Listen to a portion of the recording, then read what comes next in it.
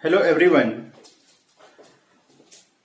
We will discuss about genetic disorders, and in the genetic disorders today especially we will talk about the Mendelian disorders.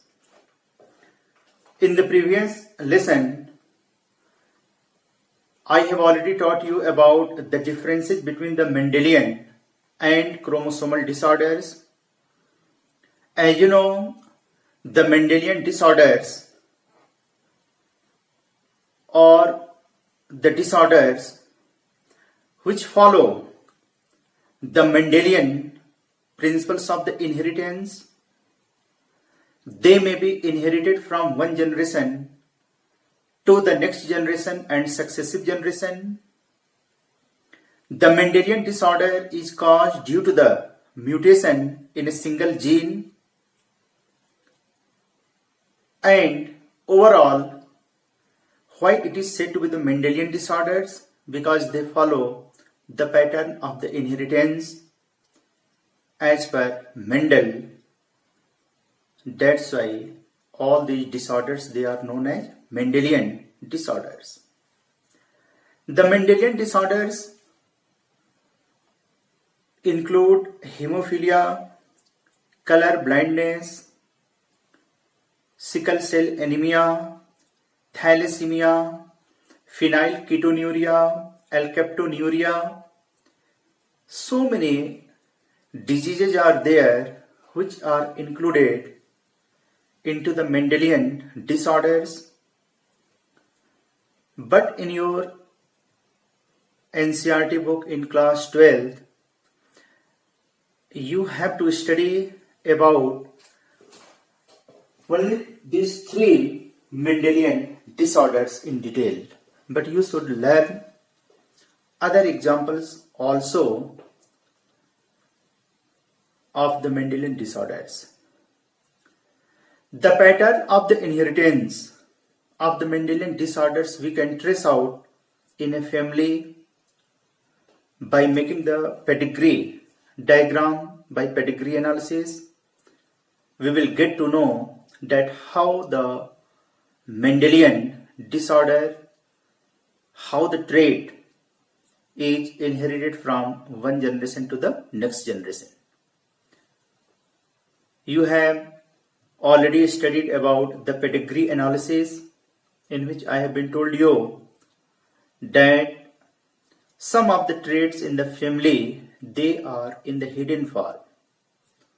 Maybe the parents, they look normal, they are not sufferer, they don't have any problem, but they may have the gene, they may be the carrier, and they can transfer, they can inherit the characters into their offspring, into their forthcoming generation. So by the pedigree analysis, you can predict the probability of the inheritance of the trait, that what are the condition, what are the probability that the child will be the sufferer or will be the normal. You will get to know through the pedigree analysis, through the pedigree diagram. Especially, I am going to teach you these three disorders in detail. The first one, that is hemophilia. As you know, hemophilia is a sex-linked recessive trait disorder. Why hemophilia is said to be sex-linked recessive trait disorder? As the gene of the hemophilia is located on the sex chromosome, and that's why it is known as sex-linked disorder. Some of the other diseases I will teach you, for example, sickle cell anemia, phenylketonuria, even alkaptonuria, thalassemia. Their genes, their defective genes, they are present not on the sex chromosome, they are present where? On the autosomes. And that's why they are autosomal recessive trait like sickle cell and phenylketonuria. But the gene of hemophilia, not only the hemophilia, even the color blindness also, the genes where they are located, not on the autosomes, they are present on the sex chromosome. And that's why they are known as sex-linked disorder. And especially, as you know, the two sex chromosomes are there in male as well as in female. In male, the sex chromosomes are X and Y type in male, while in female it is XX type in female. The gene of the hemophilia is not located on the Y chromosome.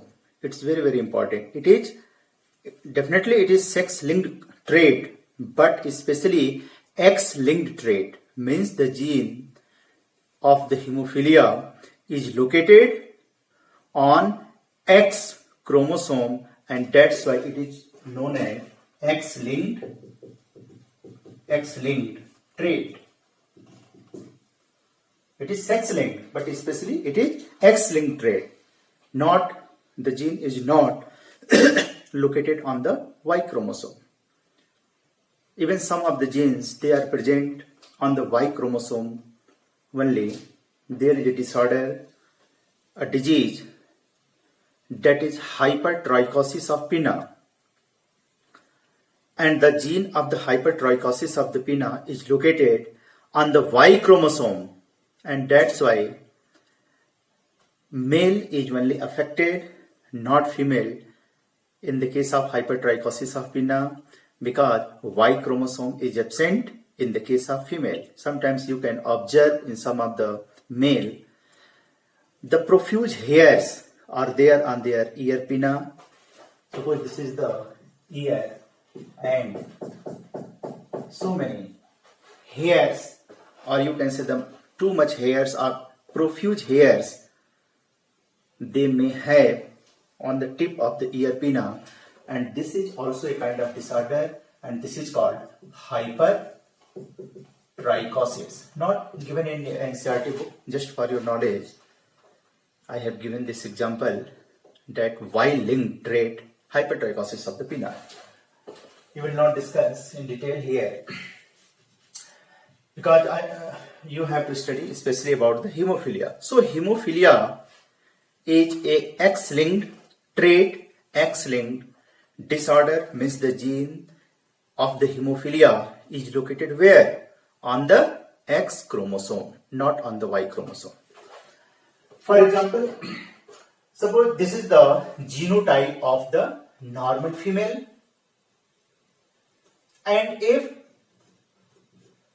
the gene is present here on a single X chromosome, and one X is normal and one X is having the gene of the hemophilia, I am going to make a symbol of the trait. It indicates this trait, it indicates that it has the gene of hemophilia. This is the affected X. So you just tell me the female will be affected or the carrier. C will be the carrier. Here you can write the female will be, this will be the carrier female. So the carrier female has the genotype like this. These two X chromosomes are there. If the gene of the hemophilia is located on the X chromosome, on a single X chromosome, and still one X is normal, the female will not affected. She will not have any problem of the hemophilia.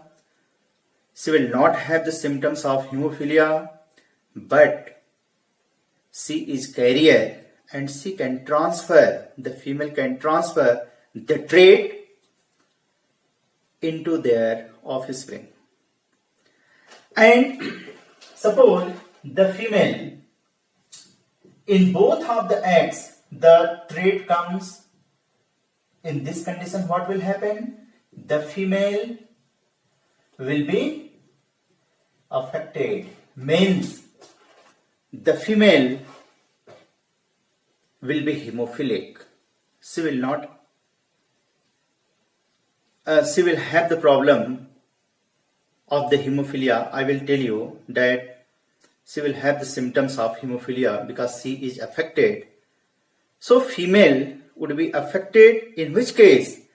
In which both of the X chromosomes, they must have the genes of the hemophilia. That's why this is the reason also the female is rarely hemophilic, because this condition is rarely occurs in the female. This condition, the female will be hemophilic. This condition is possible only in the case of if the male is affected and female is carrier. If a carrier female is going to be getting married with a hemophilic male, the chances is to be there that such type of couple can produce the daughter. She may be hemophilic. I will make the diagram, and through the diagram I will also explain. When the male will be the hemophilic, this is the genotype of the male. This is the normal male. And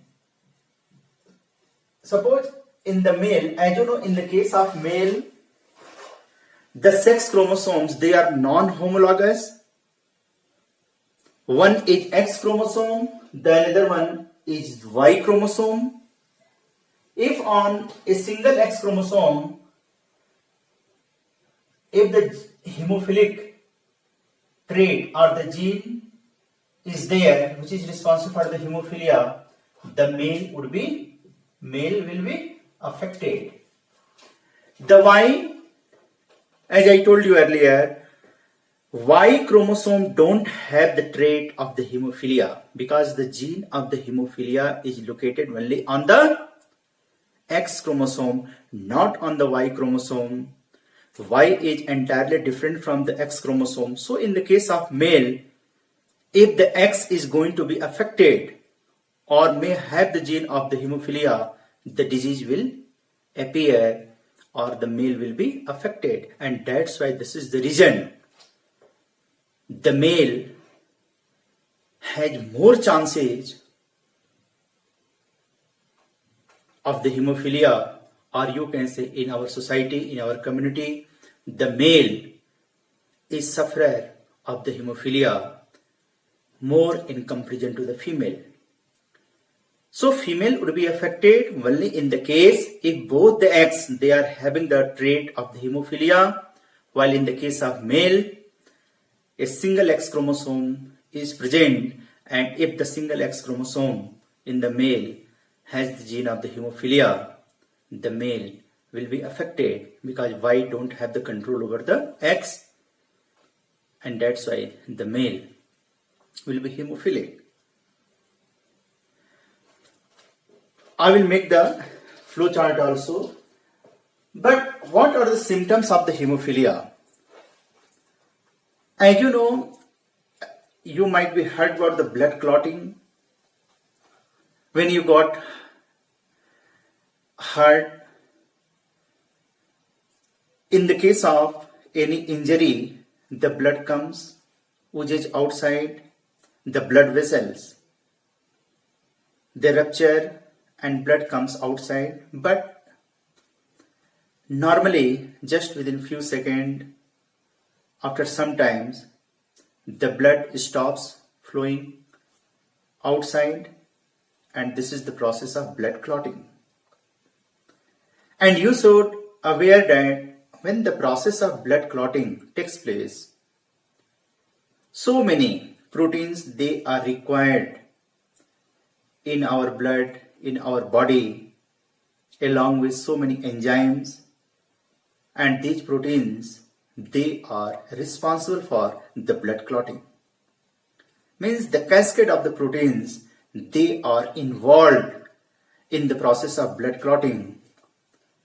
But in the hemophilic person, if the gene is going to be affected, then what happens? The single protein, there is a single protein, not all the proteins. If the gene is there of the hemophilia, by chance there is a mutation, and if anybody has the hemophilic gene, means their normal gene is going to be mutated by any region, and it becomes the hemophilic gene in the affected person. Because of the hemophilic gene which is present on the X chromosome, a individual protein which is a part of the cascade of the proteins involved in the clotting of the blood is affected. Means suppose so many proteins, they are required for blood clotting, as I told you, but in the hemophilic person, a specific protein which is the part of the cascade of the protein is not synthesized, is not produced, because of the gene which is present on the X chromosome, because of this mutated gene. And because of the absence of this particular protein, the blood clotting would be affected, and in the affected person, a simple cut will result in non-stop bleeding.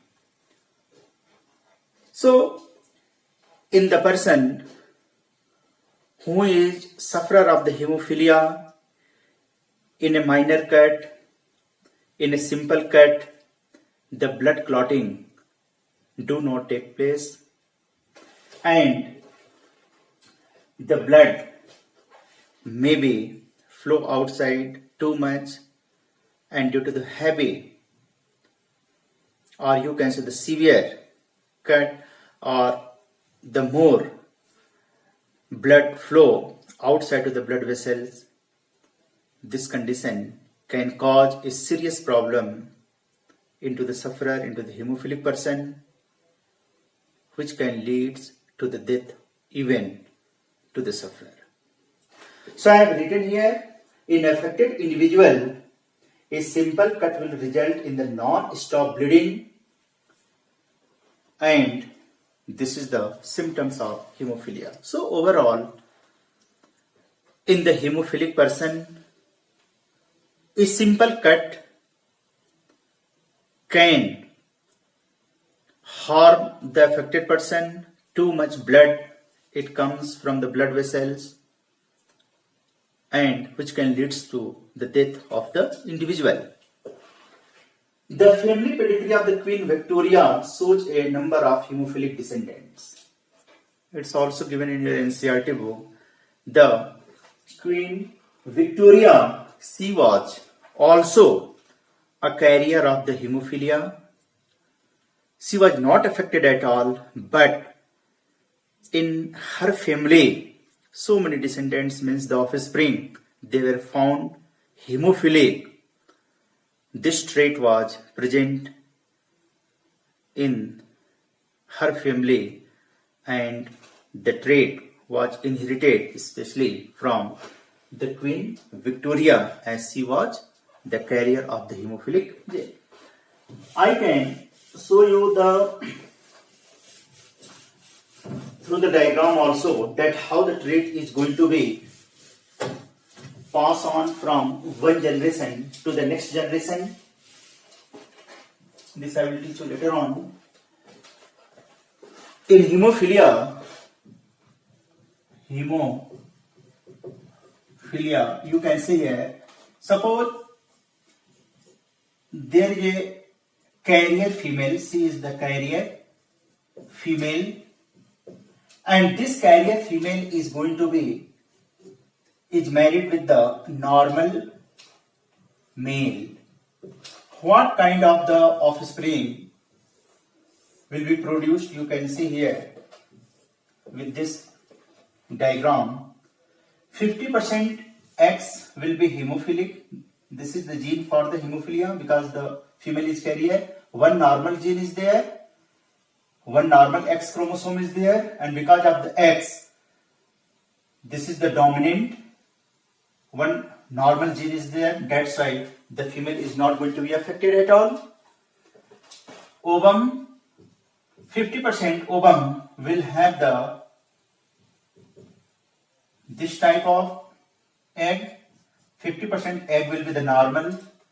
In the male, 50% sperm will have the X type of the chromosome and 50% will have the Y type of the chromosome. Now you can make the diagram XX, carrier, female, XY, it will be the hemophilic son, normal, female, and normal male. You can see if a carrier female is married with the normal male, carrier female, as I told you, carrier means she is not the sufferer, she don't have any problem, but she is having the trait of the hemophilia. She can transfer the trait into their offspring, and through this diagram I have explained. This is the carrier female, this is the normal male. So as per female offspring is concerned, you can see here the 50% female, they are sufferer, they are carrier. 50% female, they are normal. 50% son, if they are going to produce the, you can say, the male child, the chances, the 50% chances is to be there of the hemophilic son and 50% chances is to be there with the normal male also. So you can't say that if the female is carrier and the male is normal, all offspring of this couple will have the hemophilic trait. No, it totally depends upon the kinds of the egg and sperm they are going to fuse to form the zygote. But if the female, 50% female, chances, the probability is to be there that 50% female, they may be the normal, 50% they may be the carrier. As per the male offspring is concerned, the 50% may be hemophilic, 50% chances is there for the normal offspring also. So you can make the diagram in the different way. Suppose here, if the female is carrier and the male is hemophilic, this is not the normal male, this is the condition of the hemophilic male. In this condition, you can make this diagram. XX, XY. You can see here, this will be the hemophilic female, carrier female, hemophilic male, normal male. As I told you, when the female would be affected, what will be the condition when the female will have the trait, will have the hemophilic disease? You can see here, if a carrier female is married with the hemophilic male, then 50% chance is to be there the female may be sufferer. And you can see the genotype of other offspring also. So by any diagram, you will get to know. Now the second topic is sickle cell anemia. The second disorder, Mendelian disorder, is sickle cell anemia. What is sickle cell anemia? Actually, the sickle cell anemia is also a autosomal linked recessive trait. This is a autosomal linked recessive trait. As I told you, autosomal means the gene of the sickle cell anemia is located not on the X chromosome, not on the Y chromosome. They are not found on the sex chromosome. Where they are present? Where the gene is present? The gene is present on the autosomes. But it is also a recessive trait like hemophilia. If one, as you know, we are diploid organism, we have two sets of the chromosome. If one chromosome has the affected gene and one is having the normal gene, the normal can suppress the defective one and the disease will not appear. You can see here with the diagram. In the normal, suppose this is the chromosome, this is the particular locus, HBA. This is the normal male, normal person, genotype of the normal people. Suppose by chance one gene is going to be affected, it becomes sickle cell, and one is still has the normal gene, it will be the carrier person.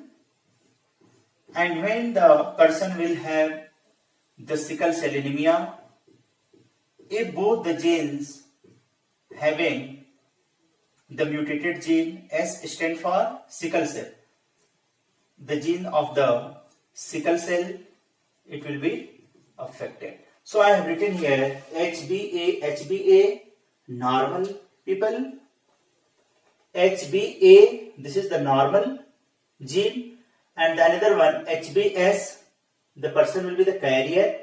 Why it will be the carrier? Because only one gene is affected, and because of the normal gene, this recessive one is not going to be expressed. And when both the recessive gene SS, it comes into the homozygous condition, the person will be affected from the sickle cell anemia. Why the sickle cell anemia takes place? What are the symptoms?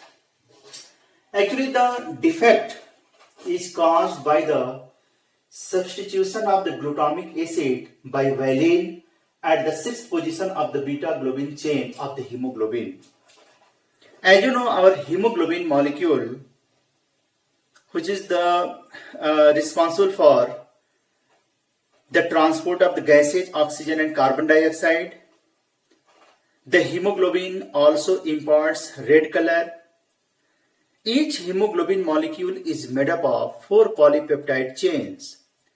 There are 2 alpha chains, 2 beta chains. In sickle cell anemia, the beta chain, not the alpha, the beta chain is affected. In the normal condition, in the beta chain, as you know, the beta chain, either the alpha chain, all these polypeptide chain is made up of the amino acids. In the first position, there is an amino acid that is valine in the normal condition, and on the 6th position, there is an amino acid that is called glutamic acid. As you know, each polypeptide chain, I will teach you in the next chapter, that is protein, is made up of so many amino acids.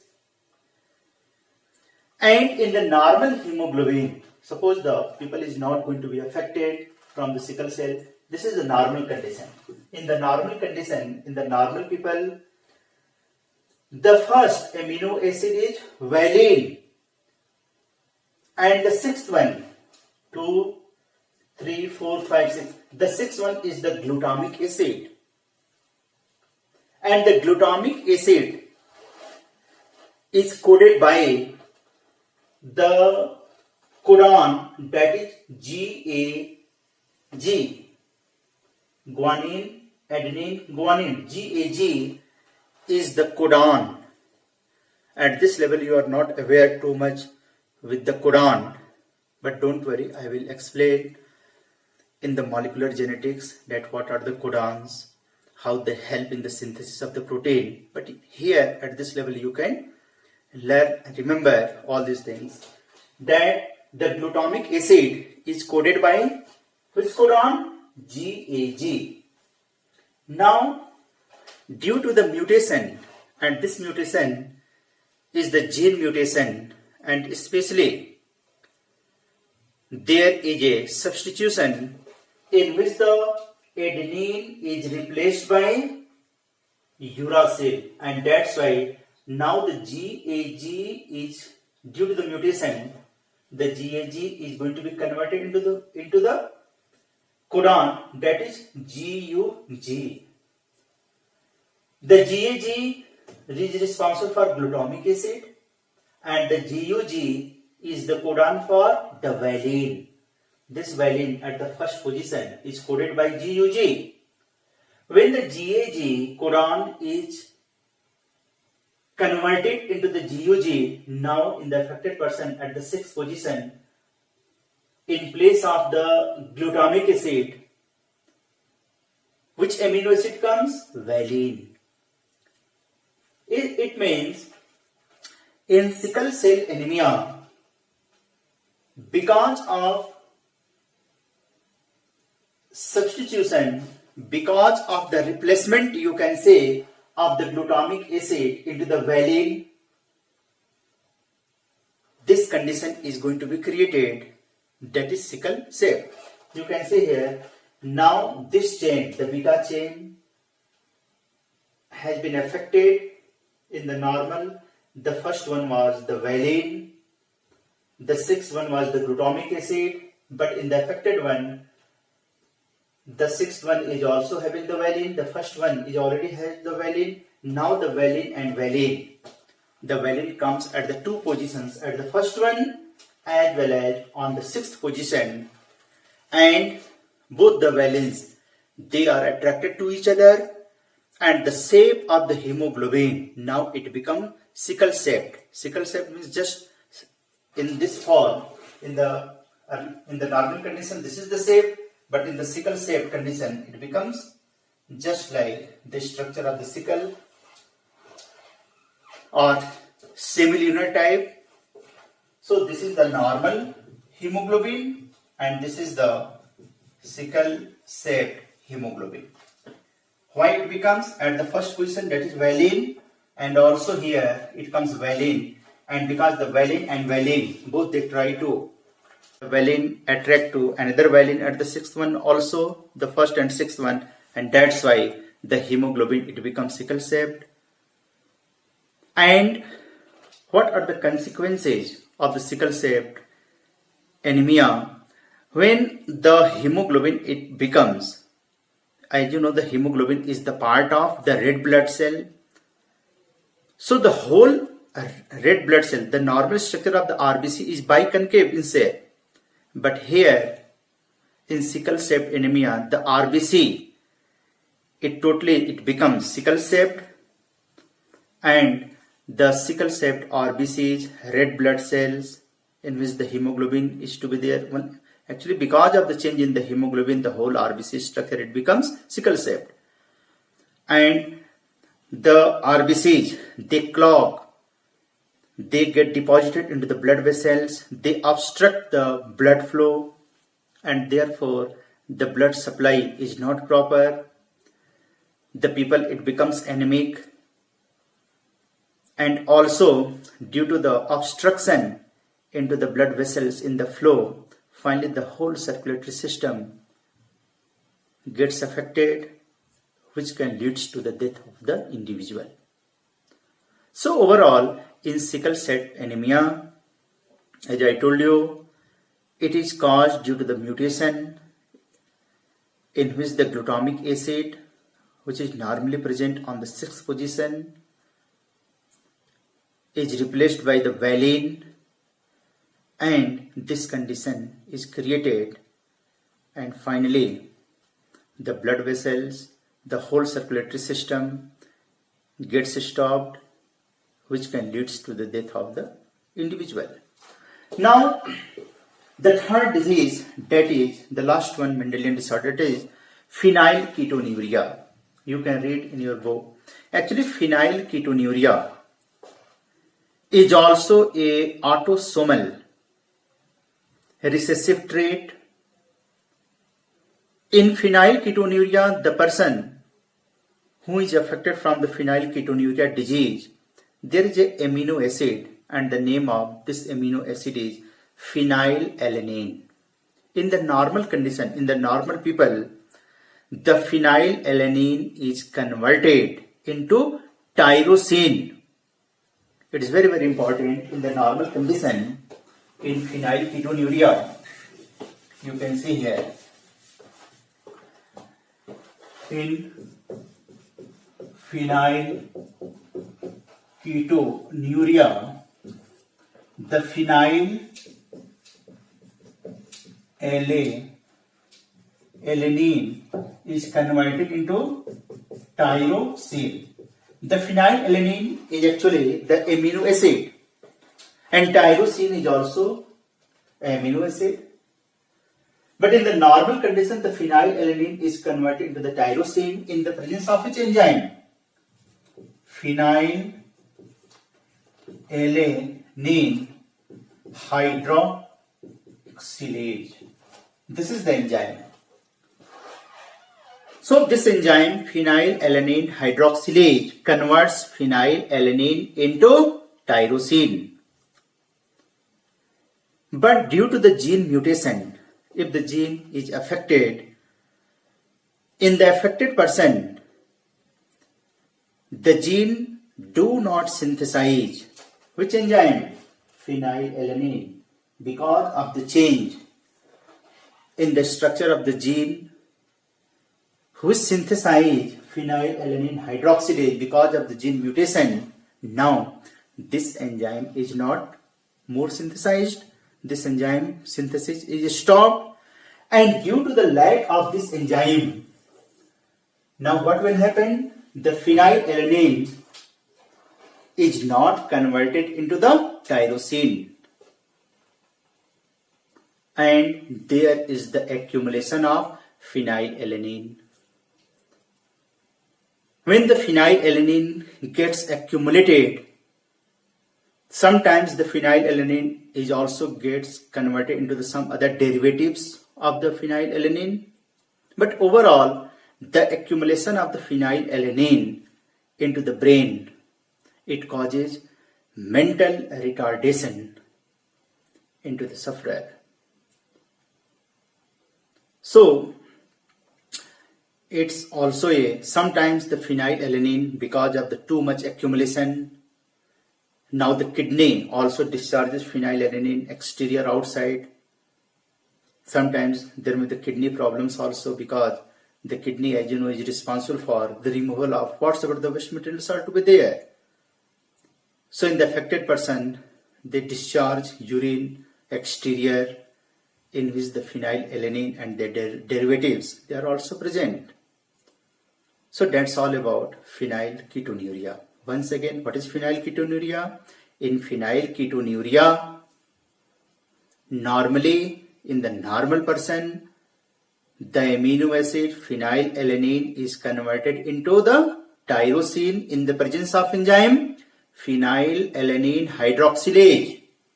But due to the mutation in the gene which synthesizes this enzyme, the phenylalanine hydroxylase is not produced, not synthesized, and that's why the phenylalanine is not converted into the tyrosine, and the phenylalanine is accumulated, collected into the patient, especially in the brain cells, into the brain, which can cause the mental retardation into the sufferer. Sometimes they are also excreted outside in the form of urine, through the urine. So because of the accumulation of phenylalanine, the name of this disease is phenylketonuria. ketonuria. So that's all about today. Tomorrow I will teach you the next topic, that is chromosomal disorders. Thanks everyone.